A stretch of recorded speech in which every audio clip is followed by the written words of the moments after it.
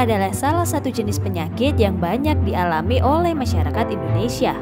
Meski begitu, masih banyak juga orang yang belum teredukasi mengenai penyakit ini. Pada acara webinar beberapa waktu lalu, tim Tekon TV mengundang Dr. Tang Kok Ki untuk memberikan edukasi seputar penyakit stroke. Apa yang sebenarnya terjadi pada otak ketika seseorang mengalami stroke? Apa yang harus kita lakukan jika ada orang terdekat kita yang mengalami gejala stroke? Serta bagaimana gejala seseorang akan terkena stroke? Berikut rangkuman penjelasan Dr. Tang Kok Ki terkait penyakit stroke. Today, my talk will be on stroke, on the diagnosis, the treatment, and the prevention. Jadi bahan dokter hari ini adalah membicarakan tentang stroke, cara diagnosanya, pengobatannya, dan cara pencegahannya. Okay. Now, my first thing I want to talk on is what is stroke. Hal yang pertama akan dibicarakan pada hari ini adalah apakah artinya stroke itu? Stroke, there are two types of stroke. One that the blood vessels to the brain is being blocked, or the other is when the blood vessels to the brain is ruptured. Jadi ada dua macam stroke. Yang pertama adalah di mana ada sumbatan, dan yang kedua di mana adanya pendarahan. It's like, so stroke always has to be sudden, and usually it's one-sided weakness or numbness. Dan stroke ini biasanya adalah kejadian yang sangat cepat dan tanpa diduga-duga, dan akibatnya biasanya ada di satu sisi dari tubuh lemah atau numb, tidak berasa, kebas. Okay, like in this diagram, this is the blood vessels to the brain, to this part of the brain, the blood vessels to this part of the brain. This blood vessels ruptured, causes bleeding in this part of the brain. This is a form of stroke. Jadi ini adalah satu contoh di mana suatu saluran ke otak itu mengalami pecah, dan ini disebut suatu stroke. This is what we call, like, if I'm not wrong, it's called pendarahan stroke. Okay. Jadi ini adalah pendarahan stroke. Okay, this one is the blood vessels to the brain. The blood vessels is blocked, so there's suddenly stop of blood flow to the brain, and then the brain will die, and you show the one-sided weakness. Jadi ini adalah salah satu contoh di mana sumbatan terjadi, dan sumbatan itu menghambat pasokan udara ke bagian otak, dan di sini akan terasa lemah dan kebas. Now, this is a scan, emergency scan of this man having a stroke. This is a stroke due to lack of blood flow at the back of the brain. This is the back. Okay, this is the back of the brain that was struck out. Jadi ini adalah contoh sebuah kasus emergensi di mana terjadi stroke di belakang kepala. Yang kita lihat ini banyak sekali oksigen yang tersumbat di belakang kepala. In the same area, this is another patient. This is also pendarahan. This is pendarahan stroke. This is the hemorrhagic stroke here. Jadi ini ada gambar yang beda, ya, kita perhatikan adanya pendarahan, ya, ini ada stroke pendarahan, gambarnya agak berbeda, itu adalah gumpalan darahnya. It may be the same area, but the type of stroke is different. Mungkin areanya sama di belakang kepala, tapi jenisnya ini berbeda. And therefore the treatment will also be different. Dan cara pengobatannya juga berbeda. Okay, what is the consequences of stroke? Jadi apa nih dari stroke ini, akibatnya apa? When there's a blood vessels to the brain is blocked or burst, there is the oxygen supply and the nutrients, the food to the brain is all cut off. Jadi kalau ketika adanya sumbatan atau pecahnya pembuluh darah ini, maka suplai oksigen dan juga nutrisi ke otak itu akan berkurang atau tidak ada suplai sama sekali. As a result, the brain cells can die and the brain function is lost. Dan akibatnya sel-sel di otak akan meninggal dan fungsi-fungsi otak akan hilang. So this is a medical emergency. Dan ini adalah suatu medical emergency. I believe you all know about heart attack, right? Kita semua tahu kan, ya, namanya serangan jantung. When a person have heart attack is because there's lack of oxygen to the heart. Ketika ada serangan jantung itu artinya pasokan oksigen ke dalam jantung itu dipotong. So they get heart attack, they got chest pain. Itu namanya serangan jantung, dan kita merasakan sensasi tidak nyaman di area dada kita. So for stroke, it's like a brain attack. Jadi stroke ini adalah serangan otak seperti itu. Just that the brain attack usually can be berdarahan or the blood vessels got blocked. Nah, jadi bedanya serangan otak ini ada dua macam, yaitu sumbatan dan juga pecahnya pembuluh darah. And heart attack is usually the blood vessels to the heart is blocked. Never have burst, seldom burst. Kalau yang jantung tadi bedanya pasti biasanya sumbatannya tuh pembuluh darahnya tersumbat. Beda sama otak. Kalau otak tuh biasanya bisa dua, bisa tersumbat, bisa pecah. So like heart attack, time is important. Time in this stroke is brain. Time is brain means we need to save as much brain cells as possible. Jadi seperti dalam halnya serangan jantung tadi, waktu itu sangat penting sekali buat serangan otak ini. Jadi waktu ini adalah otak, yang artinya adalah semakin cepat kita bertindak, artinya semakin cepat, semakin banyak sel-sel yang akan diselamatkan dari otak kita. So you have to call for emergency help as soon as possible. Jadi kita harus segera memanggil ahli emergensi dibantu secara cepat. Why I choose on stroke is because today the topic on stroke is because it's still the very common cause of death in the world. Kenapa topiknya hari ini dokter pilih stroke? Karena stroke ini adalah penyebab kematian tertinggi di dunia saat ini. It is after high blood pressure and cancer causing death. Jadi setelah levelnya itu setelah tekanan darah tinggi dan kanker. In some places, there was a document says that in USA, every 45 seconds that someone got stroke. Every 3 minutes someone died from stroke. Jadi ini ada suatu data di dunia, ya, di Amerika itu setiap 45 detik terjadi seseorang kena serangan stroke, dan setiap 3 menit itu ada orang yang meninggal gara-gara stroke. So this is not an uncommon problem. Ever since I was a medical student until now, stroke is still a major problem. Jadi inilah hal yang sangat biasa terjadi, dan ini bukan hal yang spesial, karena sejak dokter Tang sejak masih sekolah di sekolahan pun stroke ini sudah ada dan berbahaya. Okay, stroke can cause once the permanent disability, cannot use the arm or leg. Jadi stroke ini bisa menyebabkan kita tuh kehilangan fungsi. Or even death if left untreated or if treated too late. Atau bisa meninggal kalau kita tidak diobati atau kita diobati yang terlambat. And even there are associated problems. Even if the person survived, there are a lot of problems. You have depression, chest infection, pain after the stroke, a lot of problems. Dan bahayanya itu ketika stroke ini ditangani dengan benar sekalipun akan banyak sekali masalahnya seperti depresi, ketidaknyamanan di dada, infeksi, dan lain-lain. So what is my message here? My message here to all of you is tell your loved ones to take care of your health. Avoid even having a stroke. Jadi poinnya apa Dr. Tang membagikan ini adalah kita harus segera memberitahukan pada orang-orang yang kita sayangin untuk menjaga kesehatan kita sehingga bisa terhindar dari penyakit stroke ini. Like what I said, there are two types of stroke I mentioned to you. The ischemic stroke is the major part of the stroke where the blood vessels is being blocked. Jadi ini ada macam-macam stroke. Yang pertama seperti disampaikan adalah sumbatan, ya, artinya adalah bagian dari pembuluh darah itu tersumbat. There is also another stroke, the hemorrhagic stroke I told you. Dan ada juga pendarahan stroke yang seperti kita ceritakan tadi. And there's another stroke where the patient recover very fast within 24 hours. This is called a transient ischemic attack, TIA for short. Dia stroke. Dan kita harus perhatikan ada jenis stroke yang lain namanya mini stroke atau TIA. TIA ini adalah stroke yang biasanya kejadian cepat dan akan hilang sendiri dalam 24 jam. TIA, bear in mind, these are people who recover within 24 hours, they are very happy.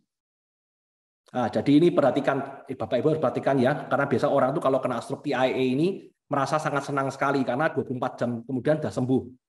But the major lesson to learn is that if this person has TIA, he need to quickly go to see the doctor and control his medical problems as soon as possible.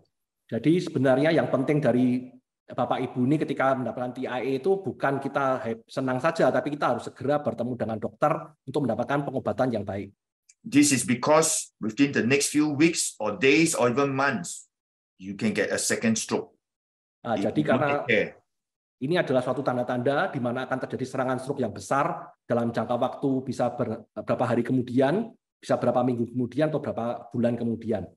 It's just like the show Terminator, right? Yeah, this is like that person says he will be back. Jadi ini adalah stroke will sure come back again. Very high risk. Jadi ini adalah suatu seperti pertunjukan film ya. Kalau kita lihat yang namanya Terminator itu ya. Jadi Dr. Tang menjelaskan seperti itu. Dia akan bilang I'll be back. Jadi ini pasti terjadi lagi. Okay. Now, before I talk to you about stroke, I'm teaching you to have the information to be almost like a doctor. Or maybe as good as a umum doctor, better than the umum doctor. Jadi saat ini Dr. Tang akan melatih kita semua ya untuk jadi seorang pengamat kesehatan atau bahkan orang yang lebih ahli dari seorang dokter umum sekalipun. Jadi ini ilmu yang akan dibagikan hari ini, penting sekali. So I teach you a bit simple way to remember what is the brain made up of. Jadi saat ini Dr. Tang akan mengajari kita fungsi-fungsi dari otak kita. Jadi kita tahu nih gimana. So you make out of the right brain, the left brain. The brainstem is the center part of the brain, the deep center, and the cerebellum is the back of the brain. Jadi ada empat sisi dari otak kita, otak kanan, otak kiri, batang otak ya, brainstem, atau juga cerebrum itu bagian belakang dari kepala kita. This is the brain. You look from the bottom of the brain. Nah, ini adalah grafik di mana kita melihat otak dari sisi bawah. Okay, so this is the patient's right brain. Ini ada bagian kanan otak. This is the left brain. Ini bagian kiri otak. This is the brainstem. Ini adalah batang otak. So this is the cerebellum. Ini adalah cerebellum. Okay, these are the blood vessels. Yang merah ini adalah saluran darah. Why is it important to know? It's because different part of the brain affected will cause different part of the body having no function, loss of function. Kenapa ini penting dipelajari? Karena kita akan tahu ketika kita mendapatkan serangan, itu otak bagian mana yang terkena, dan kira-kira nanti efeknya ke organ yang bagian mana. Jadi kita bisa mengantisipasi.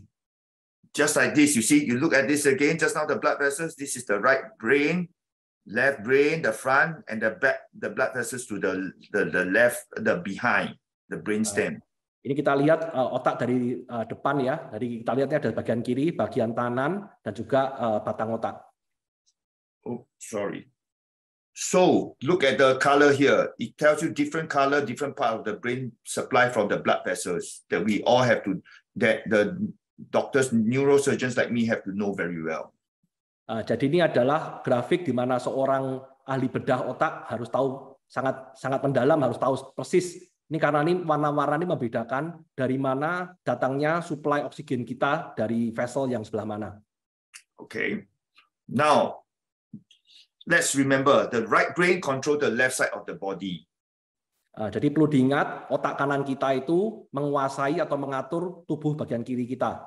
It's also useful. The right brain is often described as the creative part of the brain of the body of the person, the creative part and the musical appreciation of it. Jadi otak sebelah kanan kita itu biasanya bertanggung jawab atau mengurusi hal-hal tentang kreativitas seseorang dan juga hal-hal yang berhubungan tentang musik. And also for analysis and perception. For example, to recognize face. Jadi ini juga penting untuk daya kita menganalisa dan juga persepsi penglihatan kita, atau kita bisa mengidentifikasi wajah seseorang. So, for example, if you see my face now on video, or you see his face now on video, if next time you see him, you can remember him, right? Ya, jadi ini seperti saat ini Bapak Ibu melihat saya di webinar ini atau mukanya Chris ya, itu otak kanan kita. Jadi lain kali kita bertemu dengan Dr. Tang atau Chris, kita akan mengenali. So if Chris one day he walk along the road, I can remember him. But if I have a right brain stroke, I may not recognize his face because the function to retain the face memory is gone. Jadi penting sekali kita harus ketahui bahwa ketika kita mendapatkan serangan sebelah kanan, itu biasanya nanti seseorang itu ketika bertemu seseorang melihat mukanya itu tidak ingat. Jadi lupa karena memang datanya terhapus. So be careful. If your loved one suddenly like can't recognize you, like he behave like sombong, is it? They call it like proud. It is not that. That could be because he may have a right brain stroke that cause him cannot recognize the face. Jadi mungkin kalau kita ketemu seseorang atau seorang yang kita sayangi, dan ketika kita bertemu orang tersebut kesannya kok sombong ya, diajak omong nggak ngerti atau pura-pura nggak kenal. Itu bukan dia pura-pura nggak kenal, tapi mungkin dia ada serangan stroke yang dia nggak sadar, sehingga dia punya data di otak kanannya hilang. Now is the left brain. Nah, kita sekarang bergerak di otak kiri. The left brain controls the right side of the body. Nah, jadi otak kiri ini bertanggung jawab untuk bagian kanan dari tubuh kita. It's also very good, important the function for understanding and to speaking. Like for example, I listen to Chris talk, then I understand and I answer back. This all involve the left part of the brain. Jadi otak kiri ini bertanggung jawab atau ngurusin hal-hal tentang mungkin cara kita berbicara, atau kita juga bisa mendengarkan dan kita mengerti yang diomongin orang ini apa. Contohnya seperti saya mendengarkan Chris baru jelasin ini dan saya mengerti dan saya respon. And they do writing and they do maths, also very important. Dan otak kiri ini bertanggung jawab untuk kita tuh bisa menulis dan juga untuk hitung-hitungan seperti matematika. Yeah. And then, like this is an example: the left brain, the right brain, the functions. All right, I will not go through in detail. Jadi ini kalau kita lihat ya, ini adalah fungsi kanan dan otak kiri. Jadi kita tidak akan go through satu-satu. Okay, the cerebellum is the back part of the brain that has to do with balance and coordination. You're walking. Jadi cerebellum ini adalah bagian otak yang bertanggung jawab untuk balance kita dan juga pengaturan cara kita berjalan dan koordinasi kita. The brainstem is the part that controls a lot of things: the conscious level, the eye movement, the hearing, the swallowing, the heartbeat, your blood pressure, your breathing. A lot of function, very complex. Jadi ini ada satu lagi yang namanya batang otak ya. Batang otak ini satu bagian otak yang sangat penting sekali karena mengurusin banyak hal ya, seperti pergerakan mata, telinga kita, fungsi-fungsi organ yang lain, bicara, menelan, ya tekanan darah kita juga, detak jantung kita dan bahkan pernafasan kita. So, what are the warning signs of stroke? Now you can understand the warning signs of stroke better after I explain to you the function of the brain. Jadi setelah Dr. Tang mengajari kita tentang bagaimana ini bagian-bagian otak, ini kita sekarang bisa belajar hal yang lebih penting lagi, yaitu ciri-ciri stroke itu gimana. So, like what I said before, if a person has a sudden weakness or numbness of face on one side of the body, this is a sign of stroke. Sudden, one-sided. Jadi ini kalau kita tiba-tiba mengetahui seseorang yang tiba-tiba mengalami pelemahan ya fungsi, atau kita tiba-tiba lemes seperti itu dan kebas di satu sisi dari wajah kita atau sisi tubuh kita, itu artinya ada stroke. He may have loss of speech, suddenly cannot understand or cannot speak. Jadi bisa juga orang tersebut tidak bisa berbicara, atau kalau kita ngomong dia nggak ngerti sama sekali. I give you an example. If a person have left-sided stroke, he may suddenly cannot understand you. Jadi kalau ada orang yang kena stroke sebelah kiri ya, biasanya kita ngomong apa dia nggak ngerti. You ask him, how are you? Jadi and he answer all the different funny answer. You think that he's gila. He think he's mad. Jadi ini ada orang yang mungkin kena stroke ya, kita tanyain ya, stroke yang sebelah kiri maksudnya, kita tanyain gimana kabarmu, apakah kamu baik-baik saja. Mungkin jawaban dia sangat ngelantur kemana-mana yang kita pikir wah ini orang gila nih pasti. Orang tanya apa jawabannya apa. For example, you may ask him, he's a real patient. You ask him, what is your name? And he answer you, oh, the weather is very good. He can find, he go to talk all the unrelated thing. He say, oh, the weather is good. Oh, my this and that. He's not answering your question. Jadi bisa juga nih ada orang ya, ini kasusnya dari Dr. Tang ya. Ketika pasien ini datang, dia tanya, namamu siapa? Dia bukan jawab pertanyaan namanya siapa, tapi dia malah lantur, ngeritain hari ini udaranya enak, di luar seperti apa, dan lain sebagainya. Malah nggak jawab pertanyaan sama sekali. Or he can't speak. For example, you ask him, do you have any headache? He cannot find a word to talk. He knows what you say, but he cannot speak out. Jadi ini tanda-tanda juga ya, ketika kita ngobrol sama orang ya, kita tanyain apakah kamu ngerasain sakit atau pusing. Dan orang itu seperti kayak gagu ya, gitu. Dia nggak tahu jawabnya apa. Dia mungkin ngerti arti pertanyaan itu apa, tapi dia nggak bisa menemukan kata-kata untuk membalas pertanyaan itu. Chris, can I ask, the people do not have video answer, right? They don't have video participation, right? What do you mean video participation? Means now the people who are listening to my talk cannot participate in dialogue, right? In communication with me. No, later they type. Okay, never mind. So just to tell you, you ask yourself, this is the brain. I teach you how to see the scan now. This is the brain scan of the person with a stroke here. Jadi ini Dr. Tang akan ngajarin kita nih cara bacanya CT scan ya. Ini ada suatu scan dari kepala, di mana yang bagian dilingkari Dr. Tang itu adalah bagian yang terjadinya stroke. Okay, so I tell you, this is the CT scan. Here is depan, belakang, pasien kanan, pasien kiri. This is kiri berdarahan stroke. Faham? Kita lihat ini ada pasien ya, ada bagian depan, bagian kanan, bagian kiri, dan ini ada stroke di bagian kiri. So you have a left-sided stroke, he will get a right-sided weakness. Jadi ini karena ada serangan stroke di otak kiri, artinya bagian tubuh sebelah kanan akan mengalami pelemahan. And this patient also has speech difficulty. Dan tentunya orang ini akan susah sekali untuk ngomong. I can't get the feedback from the audience, but I believe you all understand clearly, right? And you understand now what it means. Jadi walaupun Dr. Tang saat ini tidak bisa mendapatkan feedback dari audience, tapi Dr. Tang berasumsi bahwa Bapak Ibu semua mengerti tentang grafik ini. Okay, next is what happens if you see another patient, your friend, walking suddenly dizzy in the morning, early morning. He walk like a drunkard here and walk here like a drunkard. You think that, hey, this guy, what did he drink alcohol? He drink beer so early. Ya, jadi kadang-kadang kita juga bertemu sahabat kita atau kawan kita atau kerabat kita ya, itu seperti pagi-pagi jalan seperti orang mabuk gitu ya, ke kanan ke kanan kiri nggak lurus. Dan kita mikir masa pagi-pagi sudah mabuk seperti itu. This is like what I told you, the cerebellum has to do with coordination and balance. Jadi ini this person had a stroke here on the back of the head. Jadi mungkin orang ini mengalami stroke dan dia nggak menyadarinya bahwa dia sebenarnya mempunyai terkena serangan cerebellum stroke, jadi stroke yang di belakang kepala. Jadi dia kehilangan keseimbangan.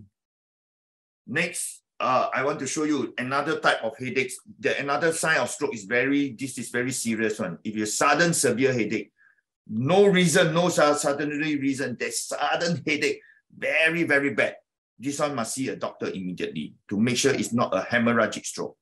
Jadi salah satu ciri-ciri lagi kalau kita ya melihat seorang teman atau yang kita kasih tiba-tiba mengeluh, tiba-tiba kepalanya sakit sekali, nggak ada alasannya, tiba-tiba sakit sekali. Ini biasanya ciri-ciri dari stroke pendarahan. Sometimes they also have trouble seeing, they can't see clearly, or double vision. They see suddenly blind, they can't see things. They don't see black, they may see white. So you need to bring them to see doctor as soon as possible.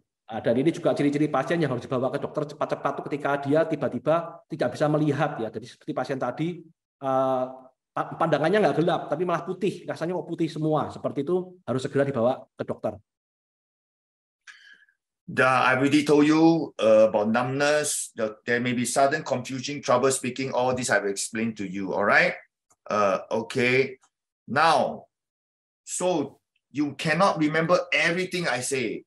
Do not need to remember. I just teach you a few things.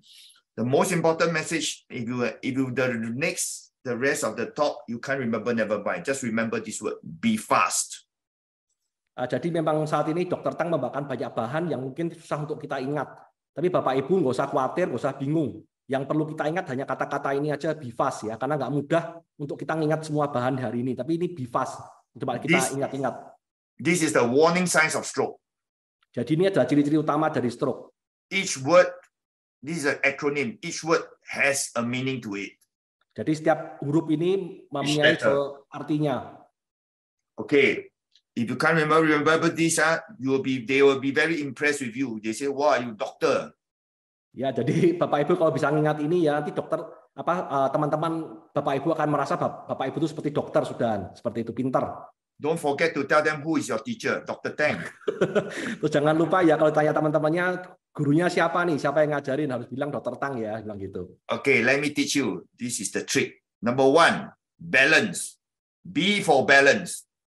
Jadi ini Bapak Ibu saya perhatikan ya, ini saya ajarin ya, penting sekali. Be fast itu B-nya artinya balance atau balance.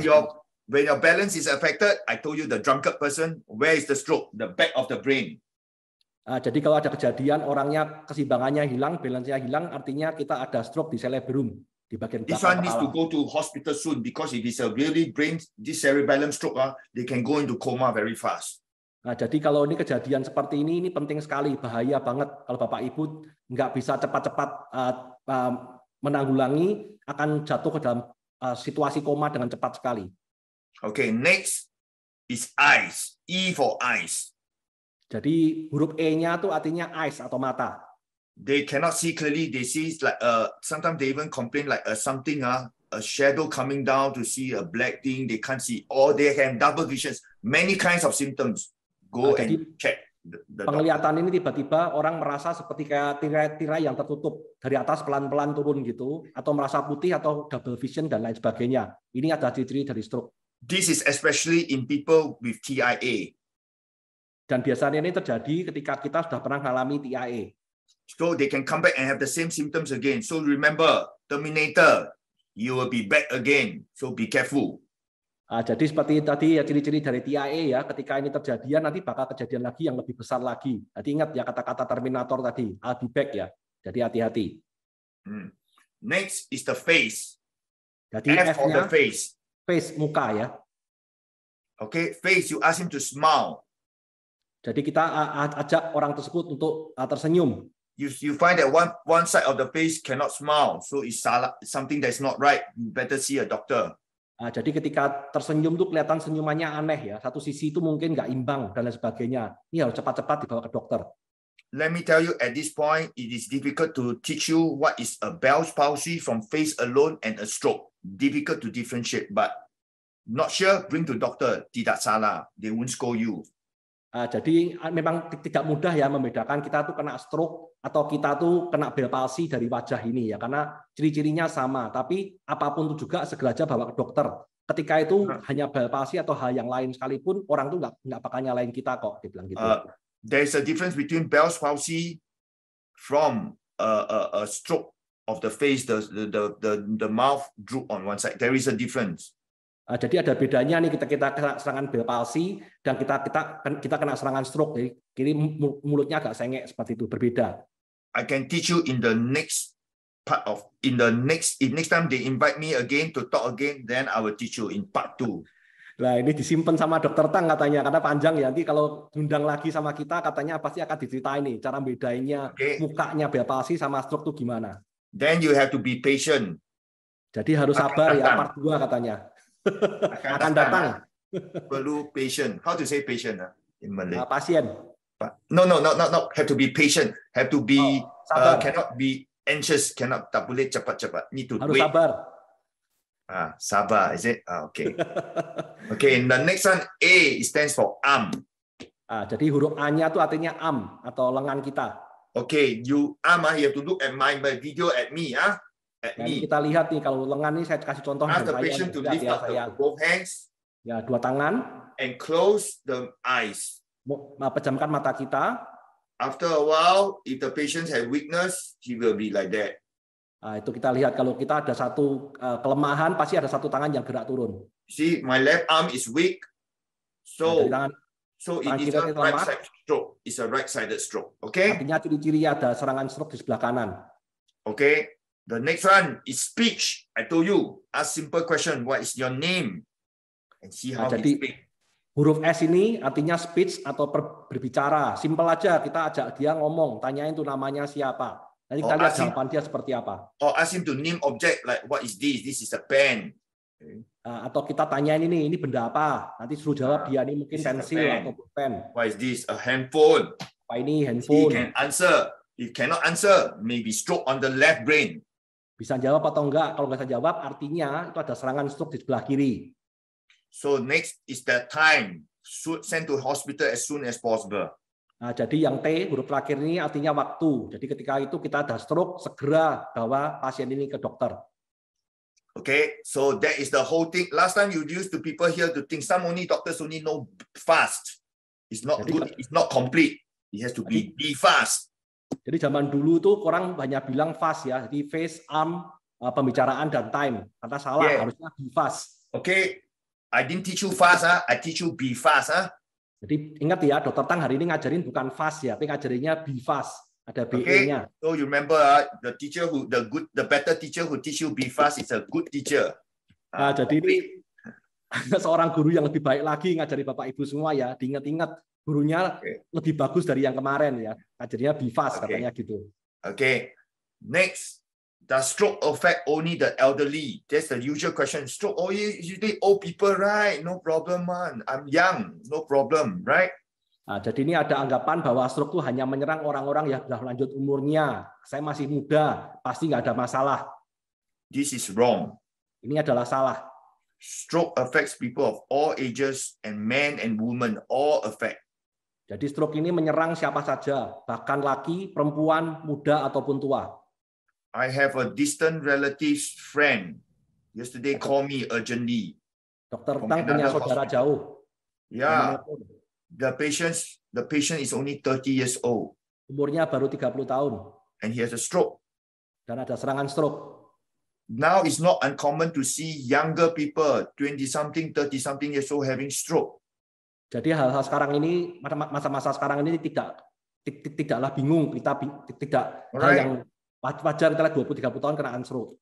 So whoever who are young listening, don't assume that you are young, you are okay. Jangan takut, disalah. Nah, jadi sekarang kita yang masih umur 20-an, 30-an jangan pernah merasa nggak takut sama sekali, itu salah.